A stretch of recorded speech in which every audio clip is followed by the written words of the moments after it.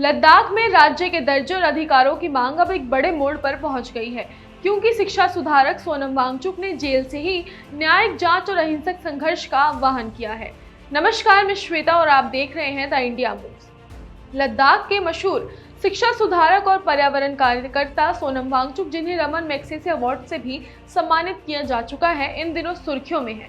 लेकिन वजह उनकी किसी नई इनोवेशन की नहीं, बल्कि लद्दाख में हुए हिंसक विरोध प्रदर्शनों के बाद उनकी गिरफ्तारी की है। वांगचुक को राष्ट्रीय सुरक्षा कानून यानी एनएसए के तहत हिरासत में लिया गया है और वो फिलहाल जोधपुर सेंट्रल जेल में बंद है। बताया जाता है कि 24 सितंबर को लद्दाख की राज्य का दर्जा यानी स्टेटहुड और छठी अनुसूची लागू करने की मांग को लेकर लेह में हुए प्रदर्शन के दौरान हालात बिगड़ गए थे।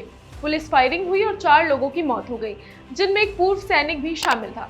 अब वांगचुक ने जेल से ही एक बड़ा संदेश दिया है। उन्होंने इस घटना की न्यायिक जांच यानी जुडिशियल प्रॉब की मांग की है और साफ कहा है कि जब तक सरकार स्वतंत्र जांच का आदेश नहीं देती, वे जेल में रहना पसंद करेंगे।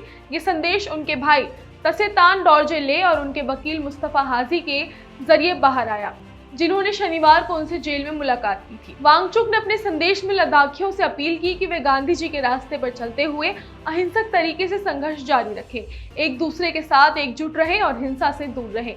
उन्होंने कहा कि उनकी लड़ाई नफरत की नहीं, बल्कि अपने अधिकारों और पहचान की है। साथ ही उन्होंने लेह एपेक्स बॉडी और कारगिल डेमोक्रेटिक अलायंस यानी केडीए की मांगों का समर्थन किया है, जिनमें राज्य का दर्जा बहाल करने और छठी अनुसूची लागू करने की मांग शामिल है। उनका कहना है कि लद्दाख के हित में एपेक्स बॉडी जो भी कदम उठाएगी, मैं उसके साथ हूं पूरे दिल से।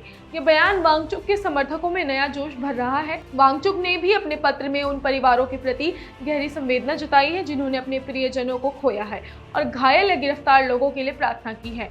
दूसरी ओर वांगचुक की पत्नी गीतांजलि जे अंगमो ने सुप्रीम कोर्ट में याचिका दाखिल की है, जिसमें उन्होंने अपने पति की गिरफ्तारी को चुनौती दी है और तुरंत रिहाई की मांग की है। ये याचिका संविधान के अनुच्छेद 32 के तहत हैबियस कॉर्पस याचिका के रूप में दायर की गई है, जो किसी की अवैध हिरासत के खिलाफ दायर की जाती है।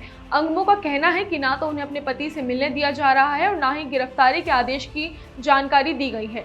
दिलचस्प बात यह है कि वांगचुक और उनकी पत्नी ने मिलकर जो Himalayan institute of alternative learning यानी HIAL बनाया था, उसका भूमि पंजीकरण प्रशासन ने पिछले महीने ही रद्द कर दिया, जिससे ये मामला और भी विवादास्पद हो गया है।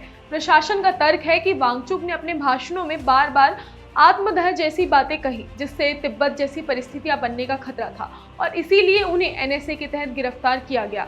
लेकिन जनता का एक बड़ा वर्ग मानता है कि ये कदम आवाज दबाने की कोशिश है। पूरा देश अब इस बात पर नजर रखे हुए है कि क्या सरकार वांगचुक की न्यायिक जांच की मांग मानेगी या आंदोलन लद्दाख की पहचान और अधिकारों की एक और बड़ी लड़ाई में बदल जाएगा।